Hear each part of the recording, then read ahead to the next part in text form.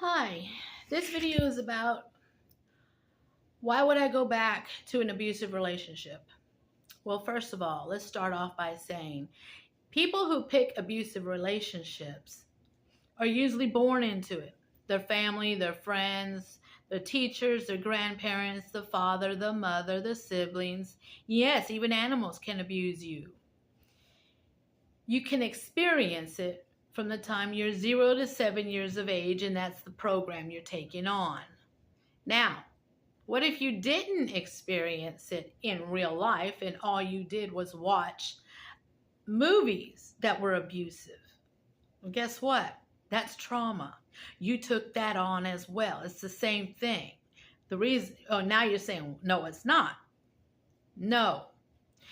In your reality, it's not the same, but in here, your mind does not know the difference between whether you're watching it on TV or whether you're experiencing trauma, abuse. If you sit there and watch horror movies or movies with guns and shooting, you've got trauma and you're making more and more and more trauma on top of that. And like I said, your mind doesn't know the difference between you watching TV and it really happening. So you take these traumas out in the world and you marry them, you work for them. Your kids can be abusive. Your animals can be abusive. Your husband, your wife, your teachers, your bosses, everybody. So you're vibrating to a frequency that's telling every narcissist in your vicinity that you are a victim and you're not a victim. But you are saying that through the vibrational frequency. What is your vibrational frequency? Self-loathing, depression, anxiety. You don't love yourself. That's why you're holding on to that abusive relationship, because nobody loves you. That is a crock of shit. God loves you. Your spirit guides love you. The whole world loves you. You don't love you. You have to become aware. You have to become mindful and know that you are thinking these thoughts, that you don't love yourself. You have to retrain the brain. Like Dr. Joe Dispenza says, retrain the brain. Only $5,000. No, I'm going to give it to you free right here. Retrain your brain. You have to love yourself. Become aware of what you are thinking and why. Because until then, you're not going to get the love that you deserve until you learn to love yourself. Now, if you want to go to counseling, if the man or the woman that is abusing you, and they say, let's go to a counselor. Okay. Been there, done that a million times. Don't need that.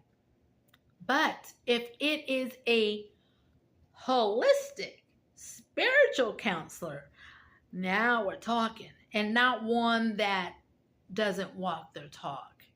There are going to be a lot of spiritual people in the next 5 years claiming they're spiritual and they're not walking it. You have to make sure your spiritual counselor is walking it.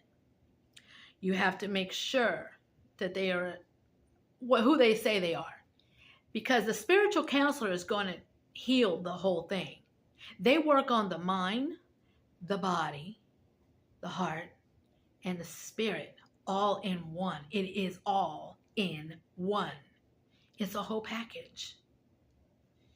If you just work on this, it's not gonna. That's another video. If you choose to go back, that is your choice.